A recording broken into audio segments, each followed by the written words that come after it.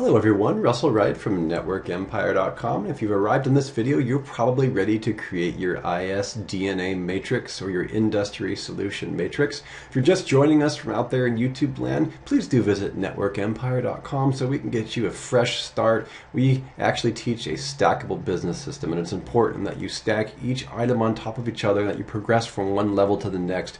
This is the foundational level, but we do look forward to seeing you on the inside. For everyone else, we're going to jump right into the basic use of our templates, which we give every Network Empire member. And our templates are 3x3, 7x7, and 12x12. These numbers, I must confess, are not like Domain Web Studio where we've done advanced calculations. They're just some yardsticks to get you started, some to measure up. They're guidelines, not rules. If you're a 3x3 matrix, we give 3x3 matrix to affiliate marketers because most affiliate marketers don't do much research at all. You need to know the painkiller in the market, the vitamins and the painkillers. We talk about all of this in the process in the ISDNA course in the first module. And we're going to be showing you how to use this ISDNA matrix. If you're a 7x7 matrix, you're probably a small business owner, and 12x12 was for large businesses, usually $10 million a year, or when you have a large number of products in a single product category. So that should give you an idea. The reason we give you more frequently asked questions and goals to achieve them is because you probably have more access to more data inside your organization, what we call esoteric databases, that is internal to your company, that you have a lot of questions already stored up. For example, if you have Zendesk, you probably have a lot of questions already asked of your customers sitting in a database.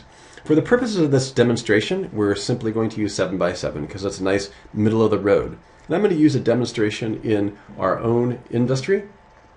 And I'm going to talk to you about in 2005 and 2006 when we first launched Kraken, the keyword research tool, some of the challenges that we faced in the industry and how that worked for us to create a should ask question. How we made the transition our first time from the frequently asked question to the should ask question, which is really what your marketing is all about. And it's a very valuable and profitable process. We made tens of thousands of dollars by doing that, even for one frequently asked question. I'd also like to add, there's no rules here. You don't have to fill everything in. If you can't come up with more than one frequently asked question, just fill out one. If you can't rephrase the question the number of times that I have in the template, rephrase the question with the Kraken synonymic set, I'm going to explain what that means. You don't have to fill all of them out if you can't figure out a way to rephrase it. These are guidelines, not rules. The process is very easy. One of the common questions in the industry at the time, in 2005 and 2006 when we were launching, is what is keyword research?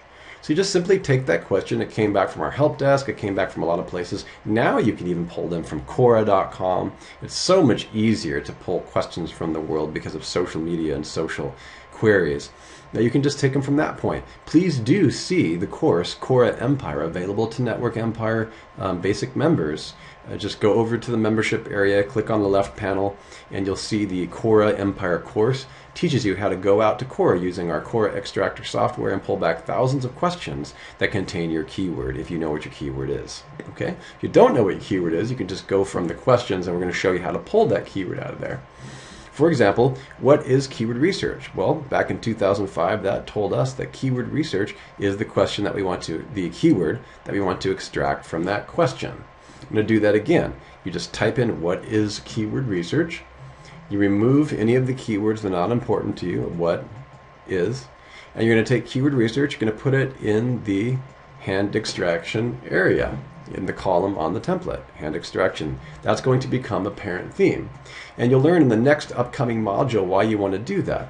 You want to do that because you're going to extract keyword research and you're going to put it in a cluster, and you're going to create a cluster for that keyword. You're just going to type in keyword research, and it's going to, Kraken's going to go out and drill into it and bring you back a matrix of words.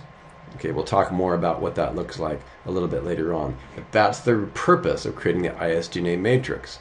Mike Koenig from Traffic Geyser gave me the basic inception of how to create FAQs and SAQs. We're taking it to a whole nother level by having you extract the keywords and perform what's called theme clustering around those keywords so that you can rank for all the keywords in the industry using natural language processing. And our tools help you not understand only how a keyword is valuable to you, but also to understand how much money there is in the entire market around a keyword. For example, with business coaching, there's 27,632,000 total search market value in business coaching when you include business coaching and all of its associated synonyms. Okay? And that's where it gets really profitable and valuable, because you can see what keywords are associated with your core parent theme.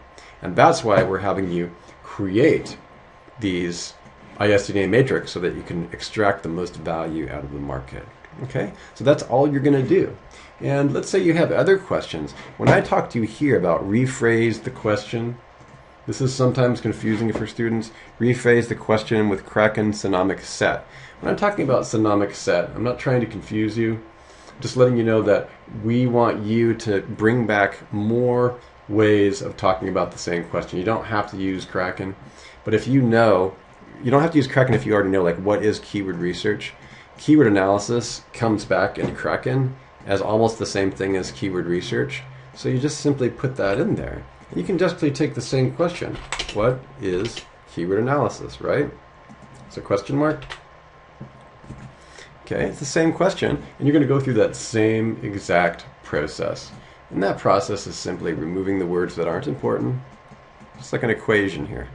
And you're going to put the keyword that you're going to drill into Kraken. Okay, I happen to have already drilled into Kraken, so I know that keyword analysis is that. But I'm going to go ahead and extract that. And that way you can drill into your blueprint. And if you have any other similar questions that come back, here's a very common question that's very, very similar to what is keyword research, what is SEO research. You're going to type in SEO research because you're just simply, extracting the seed term, what you're calling the parent keyword, directly from that question, which is SEO research for this. You're going to put it right here. And then you move on to the next question. What is a good keyword research tool? That's one of the questions we always got back in the early years. Okay, keyword research. Okay, that's actually wrong. Okay, so what I need to do is I need to add the word tool and tool. Okay, what is a good keyword analysis tool? See that? Now we've effectively mastered the equation. You've just simply got rid of the keywords that you don't want, although a good keyword research tool might be a keyword as well. But we'll just go with keyword research and keyword analysis tool. If you wanted to, you could insert good on another question.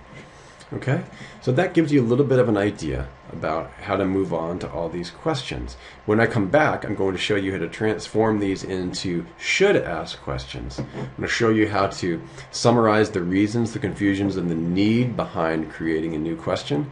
That's where a lot of people get hung up. And it's really quite easy at this point to ask a better question. Also, if you've got a product or service that's innovative already, you can walk backwards from the innovations, the reasons why you created the innovations, and why you created the distinctions in your product or service that you did. And in that way, it's a lot easier to walk back from your should ask questions back to the frequently asked questions. You can go either way when it comes to building this matrix.